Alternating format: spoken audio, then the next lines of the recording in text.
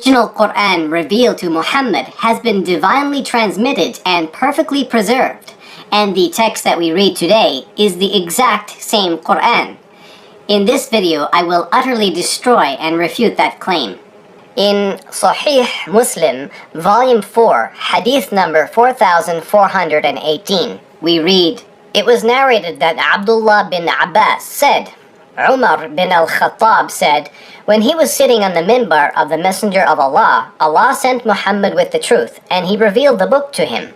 One of the things that Allah revealed to him was the verse of stoning. We recited it, memorized it, and understood it.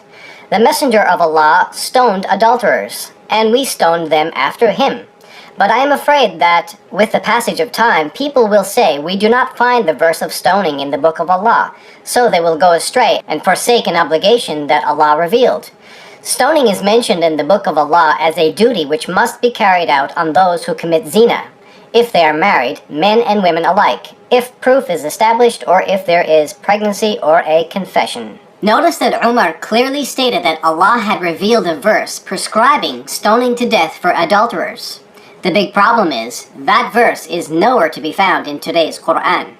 Now, if you're a Muslim, you might try claiming that this hadith is not talking about the Qur'an, but some other holy book. Well, you're wrong. Let me draw your attention to the Arabic here. وَأَنزَلَ عَلَيْهِ الْكِتَابِ means, and he, meaning Allah, revealed the book to him, meaning Muhammad. The Arabic verb here, anzala, is translated as he revealed. However, it also conveys the meaning of to send down or to descend. In other words, instead of Allah revealing the book to Muhammad, Allah actually sent down or descended the book upon Muhammad. And the only book that was revealed to or sent down to Muhammad was the Qur'an. Now, if you're still not convinced the hadith is referring to the Qur'an, let me also draw your attention to the Arabic قَرَأْنَاهَا وَوَعَيْنَاهَا وَأَقَلْنَاهَا, meaning we recited it, we memorized it, and we understood it. Now just ask yourself, which book do Muslims recite and memorize? It's not the Torah or the Gospels. Obviously, it's the Qur'an. Now let's get back to Umar. Notice that he claimed the verse of stoning had been revealed to Muhammad and was part of the original Quranic text. But as I said, we do not find it anywhere in today's Qur'an. Please note, I'm not interested in any theological or legal implications, or if Muslims consider this verse abrogated or not. My main concern in this refutation is the historical preservation of the original text of the Qur'an and how it differs from today's text. You may have noticed the hadith I quoted informed us about the missing verse, but didn't give us the actual wording of that missing verse. So, for those of you who are curious to know what the original Qur'an actually said, we turn to another hadith collection. In Sunan Ibn Majah, Volume 3, Hadith number 2553, we read, "It was narrated from Ibn Abbas that Umar bin al-Khattab said, I fear that after a long time has passed, some will say, I do not find the sentence of stoning in the book of Allah, and they will go astray by abandoning one of the obligations enjoined by Allah. Rather, stoning is a must if a man is married or previously married, and proof is established, or if pregnancy results, or if he admits it. I have read it in the Qur'an. الشيخ والشيخة إذا زنيا فارجموهما البتة, which means, and if an old man and an old woman commit adultery, stone them both. The Messenger of Allah stoned adulterers, and we stoned them after him. And this hadith is sahih, or authentic. And again, as I mentioned, we don't find this verse anywhere in today's Qur'an. Now some of you might be asking, who is this Umar, and how important is he as a witness to the Qur'an? Well, Umar was no ordinary Muslim. He was the second caliph in Islam and an extremely close companion to Muhammad. So close that Muhammad had even married Umar's daughter. Umar, as a witness to the missing verse of the Qur'an, is therefore of the utmost importance. And if you still don't trust Umar, then the following narration of Muhammad will put your doubts to rest. In Jami' at-Tirmidhi, Volume 6, Hadith number 3686, Muhammad proclaimed, لو كان نبي بعدي لكان عمر بن الخطاب. which means, if there were to be a prophet after me, it would be Umar bin al-Khattab. And this hadith has been graded Hasan or reliable. In other words, the prominence of Umar as a witness to the Qur'an is too important to be ignored, and according to this Islamic source, he is a reliable witness.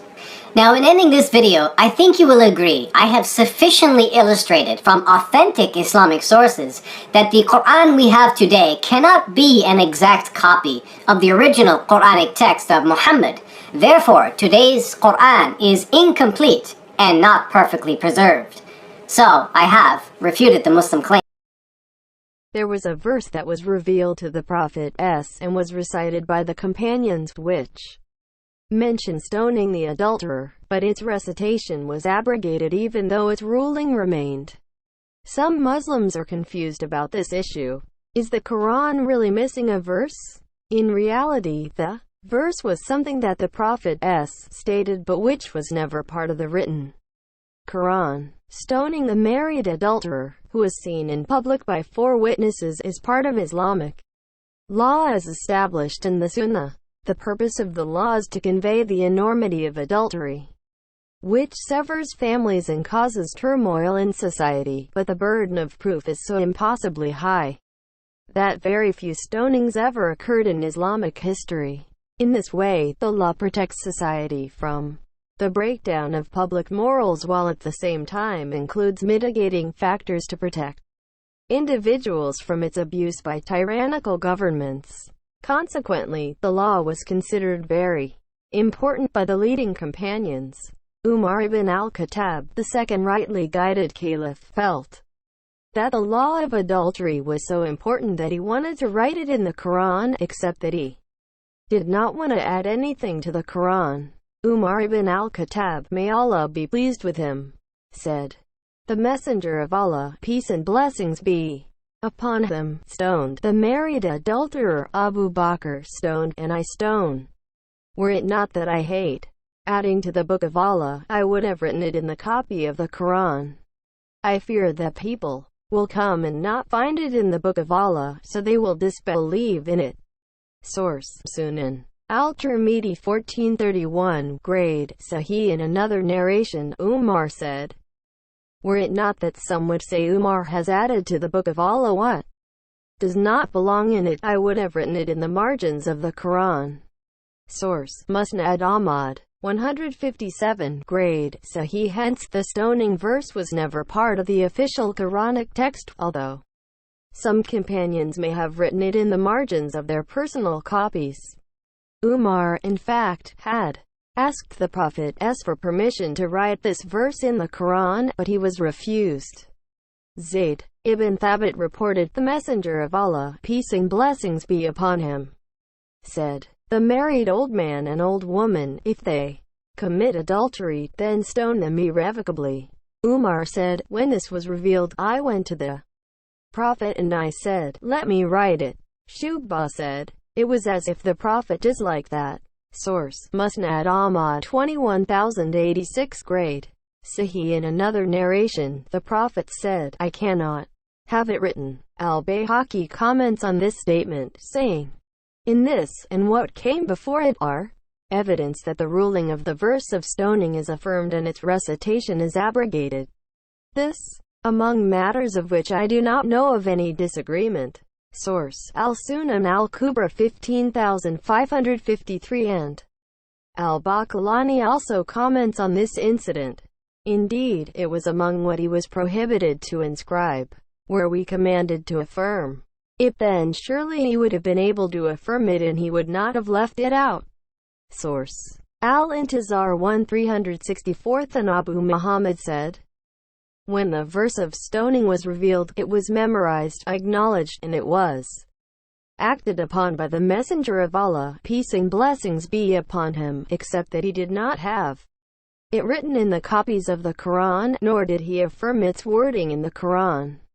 Umar ibn al-Khattab asked about that, as we have related, and the Prophet did not obligate him to do it. Source: Al-Muhalla 12177. Therefore, the verse was abrogated in the sense that it was no longer recited and it was never written as the Qur'an. The ruling of stoning still applied as part of the Sunnah. We can only speculate the wisdom behind such abrogation. Perhaps Allah does not intend for us to focus on criminal punishments to the detriment of more important religious matters, such as the 5 pillars of Islam, the 6 articles of faith, and personal moral and spiritual development. It is worth repeating, as we have done elsewhere, that the hudud punishments in Islamic law appear harsh on their face, but in their details they contain many mitigating factors. For example, the Prophet encouraged Muslims to find legitimate excuses not to apply the maximum punishments when possible. Aisha reported, "The Messenger of Allah, peace and blessings be upon him, said, avoid applying legal punishment upon the Muslim if you are capable. If the criminal has a way out, then leave him to his way. Verily, it is better for the leader to make a mistake forgiving the criminal than it is for him to make a mistake punishing the innocent." Source: Sunan al-Tirmidhi 1424, grade Sahih. Thus, it became a principle of Islamic law that any doubt in the prosecution's case would waive the maximum punishment. As Suyuti writes, a principle of law states that legal punishments are suspended by doubts. Source: Al-Ashba wal-Nazir 2:120. As such, the correct approach to this issue is to maintain the validity and importance of the hudud punishments as social statements against the worst forms of crime, but along with all of their mitigating factors which greatly reduce the likelihood of their application. This is how we can understand the verse of stoning, and maybe it is the reason why it was never written in the Quran.